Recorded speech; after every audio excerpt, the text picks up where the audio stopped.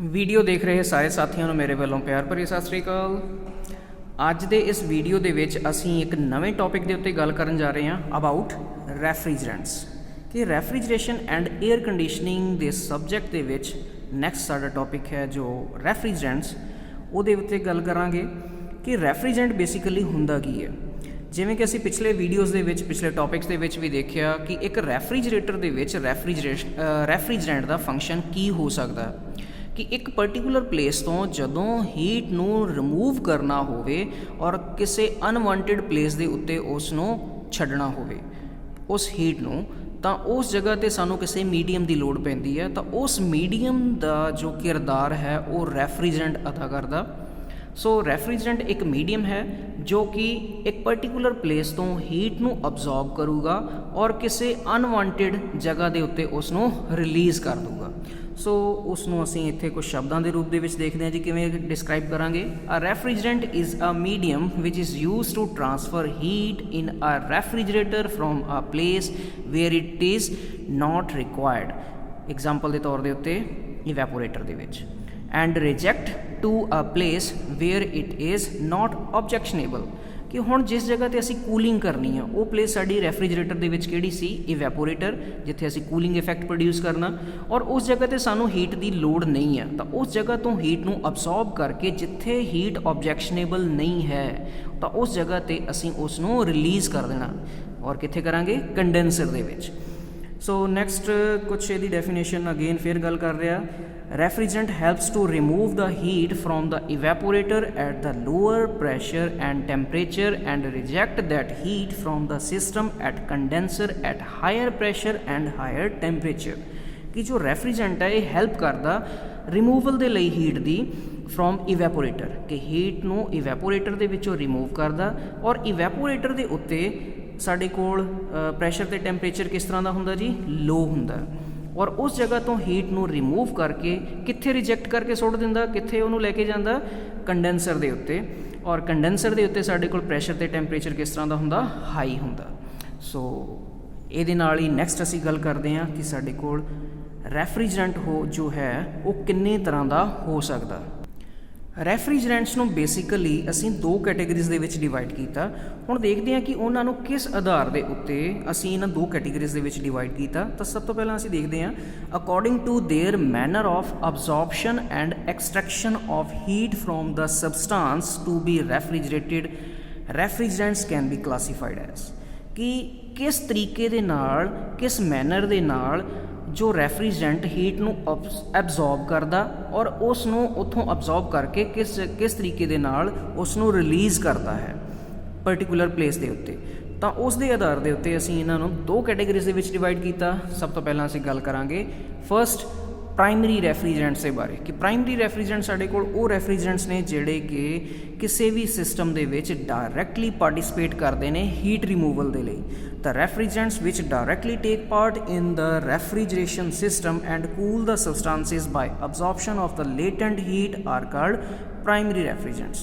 ਔਰ ਸਾਨੂੰ ਪਤਾ ਕਿ ਹੁਣ ਤੱਕ ਆਪਾਂ ਜਿਹੜੇ ਸਿਸਟਮ ਪੜ੍ਹੇ ਨੇ, ਜਿਵੇਂ ਕਿ ਅਸੀਂ ਗੱਲ ਕਰ ਲਈ ਜਾਵੇ ਵੇਪਰ ਕੰਪਰੈਸ਼ਨ ਰੈਫਰੀਜਰੇਸ਼ਨ ਸਿਸਟਮ ਦੇ ਅੰਦਰ ਅਸੀਂ ਹੀਟ ਨੂੰ ਕਿਸ ਤਰੀਕੇ ਦੇ ਨਾਲ ਅਬਜ਼ੌਰਬ ਕੀਤਾ, ਉਸ ਜਗ੍ਹਾ 'ਤੇ ਅਸੀਂ ਸਿੰਗਲ ਇੱਕ ਰੈਫਰੀਜਰੈਂਟ ਯੂਜ਼ ਕੀਤਾ ਜਿਸ ਦੇ ਵਿੱਚ ਉਸ ਰੈਫਰੀਜਰੈਂਟ ਨੇ ਉਹ ਪਰਟੀਕੂਲਰ ਪਲੇਸ ਤੋਂ ਲੇਟੈਂਟ ਹੀਟ ਨੂੰ ਰਿਮੂਵ ਕਰਕੇ ਔਰ ਉਸ ਨੂੰ ਦੂਸਰੀ ਜਗ੍ਹਾ 'ਤੇ ਛੱਡ ਦਿੱਤਾ ਕੰਡੈਂਸਰ ਦੇ ਉੱਤੇ ਜਿੱਥੇ ਉਹ ਨਹੀਂ ਰਿਕੁਆਇਰਡ ਸੀ। ਸੋ ਇਸ ਜਗ੍ਹਾ 'ਤੇ ਮੇਨਲੀ ਕਿੱਥੇ ਹਿੱਟ ਕੀਤਾ ਗਿਆ ਕਿ ਇੱਥੇ ਅਸੀਂ ਪ੍ਰਾਇਮਰੀ ਰੈਫਰੀਜਰੈਂਟ ਸਿਰਫ ਲੇਟੈਂਟ ਹੀਟ ਨੂੰ ਹੀ ਰਿਮੂਵ ਕਰਨਗੇ। ਸੋ ਇਹ ਕਿਹੜੇ ਕਿਹੜੇ ਹੋ ਸਕਦੇ ਨੇ? ਐਗਜ਼ਾਮਪਲ ਦੇ ਤੌਰ ਦੇ ਉੱਤੇ ਨੈਕਸਟ ਗੱਲ ਕਰ ਰਿਹਾ ਕਿ ਸਾਡੇ ਕੋਲ ਅਮੋਨੀਆ ਹੈ, ਕਾਰਬਨ ਡਾਈਆਕਸਾਈਡ ਹੈ, ਸਲਫਰ ਡਾਈਆਕਸਾਈਡ ਹੈ, ਮਿਥਾਈਲ ਕਲੋਰਾਈਡ ਹੈ, ਮਿਥਾਈਲਿਨ ਕਲੋਰਾਈਡ ਹੈ, ਫਲੋਰੀਨੇਟਿਡ ਹਾਈਡਰੋਕਾਰਬਨਸ ਨੇ ਜਾਂ ਐਕਵਾ ਅਮੋਨੀਆ ਹੈ। ਇਹ ਸਾਰੇ ਦੇ ਸਾਰੇ ਐਗਜ਼ਾਮਪਲਸ ਦੇ ਵਿੱਚੋਂ ਇੱਕ ਐਕਵਾ ਅਮੋਨੀਆ ਹੀ ਇੱਕ ਇਸ ਤਰ੍ਹਾਂ ਦਾ ਰੈਫਰੀਜਰੈਂਟ ਹੈ ਜੋ ਕਿ ਵੇਪਰ ਅਬਜ਼ੌਰਪਸ਼ਨ ਸਿਸਟਮ ਦੇ ਵਿੱਚ ਜੋ ਕਿ ਅਸੀਂ ਪੜ੍ਹਾਂਗੇ ਆਉਣ ਵਾਲੇ ਟਾਈਮ ਦੇ ਵਿੱਚ ਉੱਥੇ ਯੂਜ਼ ਹੋਊਗਾ। ਬਾਕੀ ਸਾਰੇ ਦੇ ਸਾਰੇ ਜਿੰਨੇ ਰੈਫਰੀਜਰੈਂਟਸ ਦੇ ਬਾਰੇ ਅਸੀਂ ਗੱਲ ਕੀਤੀ ਹੈ ਸਾਰੇ ਦੇ ਸਾਰੇ ਅਸੀਂ ਕਿੱਥੇ ਯੂਜ਼ ਕਰ ਰਹੇ ਹਾਂ? ਵੇਪਰ ਕੰਪਰੈਸ਼ਨ ਰੈਫਰੀਜਰੇਸ਼ਨ ਸਿਸਟਮ ਦੇ ਵਿੱਚ। ਨੈਕਸਟ ਆ ਜਾਂਦੀ ਹੈ ਜੀ ਸਾਡੇ ਕੋਲ ਸੈਕਿੰਡ ਕੈਟੇਗਰੀ ਸੈਕੰਡਰੀ ਰੈਫਰੀਜਰੈਂਟਸ। ਹੁਣ ਸੈਕੰਡਰੀ ਰੈਫਰੀਜਰੈਂਟ ਸਾਡੇ ਕੋਲ ਉਹ ਰੈਫਰੀਜਰੈਂਟਸ ਨੇ ਜਿਹੜੇ ਪ੍ਰਾਇਮਰਲੀ ਪਹਿਲਾਂ ਕੂਲ ਕੀਤੇ ਜਾਂਦੇ ਨੇ ਬਾਏ ਪ੍ਰਾਇਮਰੀ ਰੈਫਰੀਜੈਂਟਸ, ਦੈਨ ਫਿਰ ਉਹ ਕਿਸੇ ਸਬਸਟੈਂਸ ਨੂੰ ਕੂਲ ਕਰਨ ਦੇ ਲਈ ਕੰਮ ਆਉਂਦੇ ਨੇ। ਤਾਂ ਕੀ ਕਹਿ ਰਿਹਾ, ਦ ਰੈਫਰੀਜੈਂਟਸ ਵਿਚ ਆਰ ਫਸਟ ਕੂਲਡ ਬਾਏ ਦਾ ਪ੍ਰਾਇਮਰੀ ਰੈਫਰੀਜੈਂਟਸ, ਕਿ ਜਿਨ੍ਹਾਂ ਨੂੰ ਅਸੀਂ ਪਹਿਲਾਂ ਪ੍ਰਾਇਮਰੀ ਰੈਫਰੀਜੈਂਟਸ ਦੀ ਹੈਲਪ ਦੇ ਨਾਲ ਠੰਡਾ ਕਰਦੇ ਹਾਂ, then used for the cooling substances by absorption of sensible heat, ਕਿ ਫਿਰ ਅਸੀਂ ਇਹਨਾਂ ਨੂੰ ਯੂਜ਼ ਕਰਦੇ ਹਾਂ ਕਿ ਕਿਸੇ ਵੀ ਸਬਸਟੈਂਸ ਨੂੰ ਕਿਸੇ ਪਰਟੀਕੂਲਰ ਪਲੇਸ ਦੀ ਹੀਟ ਨੂੰ ਅਬਜ਼ੋਰਬ ਕਰਨ ਦੇ ਲਈ।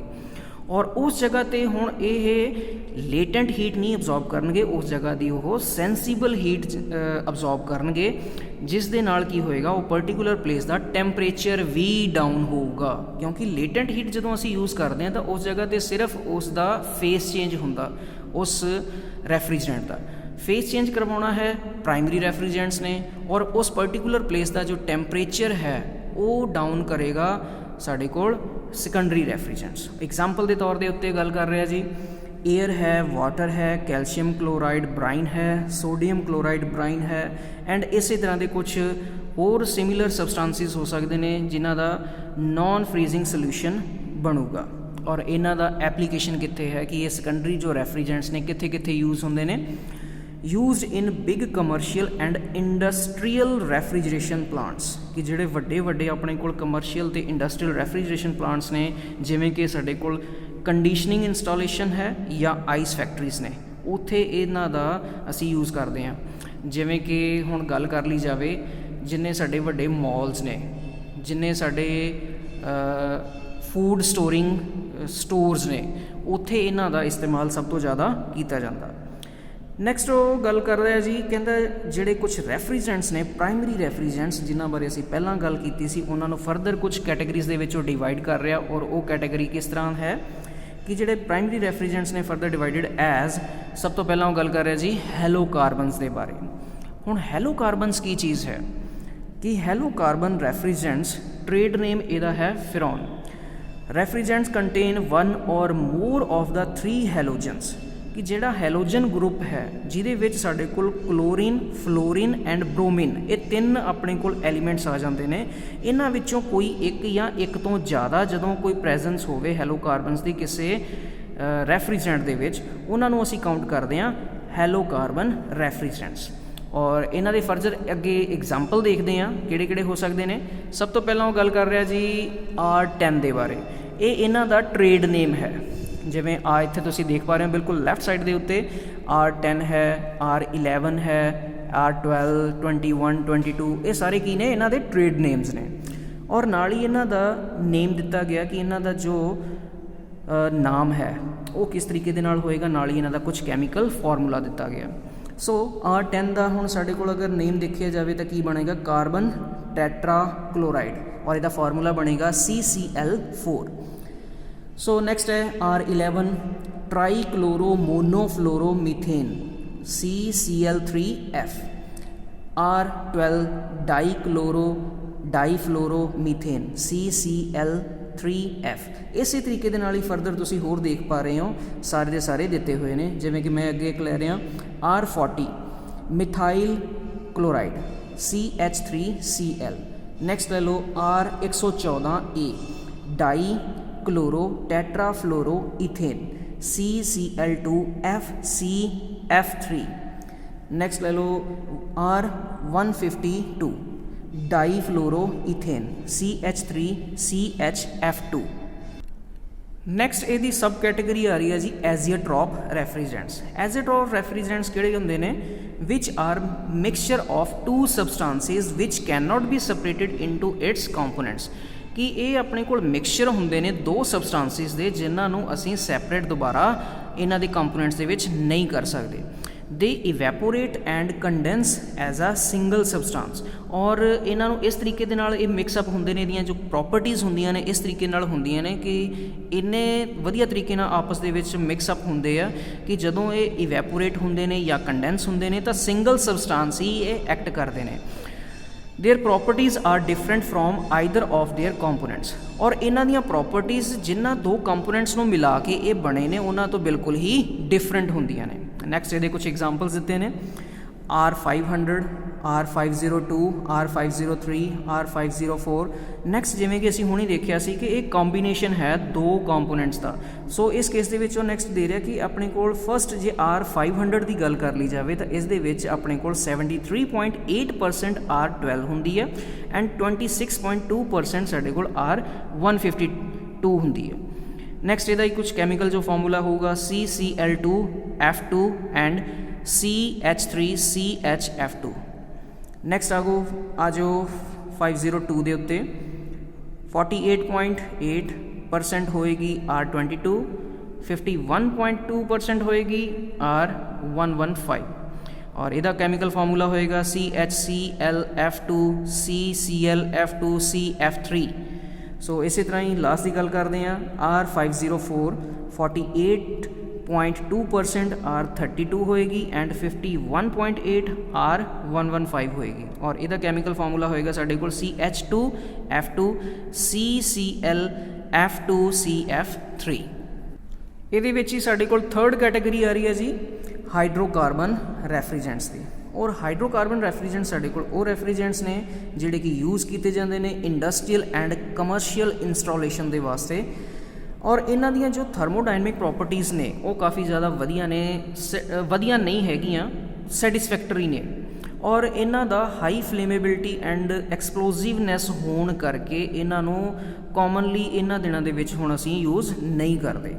ਔਰ ਇਹਨਾਂ ਦੇ ਕੁਝ ਐਗਜ਼ਾਮਪਲ ਸਾਡੇ ਕੋਲ ਇਸ ਤਰੀਕੇ ਦੇ ਨਾਲ ਨੇ। ਸਭ ਤੋਂ ਪਹਿਲਾਂ ਤੁਸੀਂ ਦੇਖ ਪਾ ਰਹੇ ਹੋ ਜੀ R50 ਹੈ, R170 ਹੈ, 290 ਇਸੇ ਤਰੀਕੇ ਦੇ ਨਾਲ ਸੋ ਔਨ। ਤਾਂ ਸਭ ਤੋਂ ਪਹਿਲਾਂ ਗੱਲ ਕਰਦੇ ਹਾਂ R50 ਦੇ ਬਾਰੇ। ਇਹ ਹੈ ਸਾਡੀ ਮੀਥੇਨ ਔਰ ਇਹਦਾ ਕੈਮੀਕਲ ਫਾਰਮੂਲਾ ਹੈ CH4।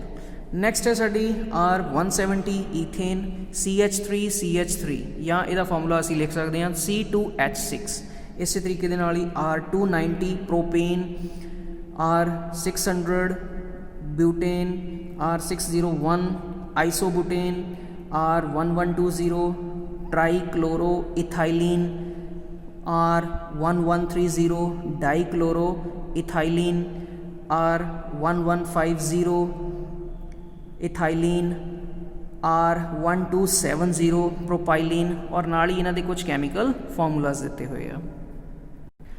ਇਹਦੇ ਵਿੱਚ ਹੀ ਨੈਕਸਟ ਕੈਟਾਗਰੀ ਆ ਰਹੀ ਹੈ ਸਾਡੇ ਕੋਲ ਇਨਆਰਗੈਨਿਕ ਰੈਫਰੀਜੈਂਟਸ ਦੀ। ਇਹ ਉਹ ਰੈਫਰੀਜੈਂਟਸ ਨੇ ਜਿਹੜੇ ਕਿ ਹਾਈਡਰੋਕਾਰਬਨਸ ਤੋਂ ਪਹਿਲਾਂ ਬਹੁਤ ਹੀ ਵਾਈਡ ਯੂਜ਼ ਦੇ ਵਿੱਚ ਸੀਗੇ ਬਟ ਹਾਈਡਰੋਕਾਰਬਨਸ ਤੋਂ ਬਾਅਦ ਇਹਨਾਂ ਨੂੰ ਰੇਅਰਲੀ ਯੂਜ਼ ਕੀਤਾ ਜਾਣ ਲੱਗਿਆ ਬਟ ਹਜੇ ਵੀ ਇਹਨਾਂ ਨੂੰ ਅੱਜ ਦੇ ਟਾਈਮ ਦੇ ਵਿੱਚ ਇਹਨਾਂ ਦੀਆਂ ਥਰਮੋਡਾਇਨਮਿਕ ਪ੍ਰੋਪਰਟੀਜ਼ ਕਰਕੇ ਇਹਨਾਂ ਦੀਆਂ ਫਿਜ਼ੀਕਲ ਪ੍ਰੋਪਰਟੀਜ਼ ਦੇ ਕਰਕੇ ਅਸੀਂ ਯੂਜ਼ ਕਰਦੇ ਹਾਂ। ਸੋ ਇਹਨਾਂ ਦੇ ਕੁਝ ਐਗਜ਼ਾਮਪਲਸ ਕਿਸ ਤਰੀਕੇ ਦੇ ਨਾਲ ਨੇ R717 ammonia NH3, R718 water H2O, R729 air mixture of oxygen nitrogen and carbon dioxide etcetera होर भी गैसेस हो सकती हैं क्योंकि सानू पता है कि air is a combination of number of gases. R744 carbon dioxide CO2, R764 sulphur dioxide SO2। सो ਇਹਦੇ ਨਾਲ ਹੀ ਜੋ ਪ੍ਰਾਇਮਰੀ ਸਾਡਾ ਪਾਰਟ ਸੀ ਕਿ ਇੰਟਰੋਡਕਸ਼ਨ ਟੂ ਦ ਰੈਫਰੀਜੈਂਟਸ ਉਹ ਇਹਦੇ ਨਾਲ ਹੀ ਕੰਪਲੀਟ ਹੋ ਜਾਂਦਾ ਜੀ। ਹੋਪਫੁਲੀ ਤੁਹਾਨੂੰ ਇਹ ਵੀਡੀਓ ਵਧੀਆ ਲੱਗਿਆ ਹੋਏਗਾ ਐਂਡ ਤੁਹਾਡੇ ਲਈ ਯੂਜ਼ਫੁਲ ਰਿਹਾ ਹੋਏਗਾ ਡਾਟਾ ਸਾਰਾ। ਅਗਰ ਕਿਸੇ ਤਰ੍ਹਾਂ ਦਾ ਕੋਈ ਕਮੀ ਪੇਸ਼ੀ ਰਹਿ ਗਈ ਹੋਈ ਤਾਂ ਕਮੈਂਟ ਕਰਕੇ ਜ਼ਰੂਰ ਦੱਸਿਓ ਜੀ।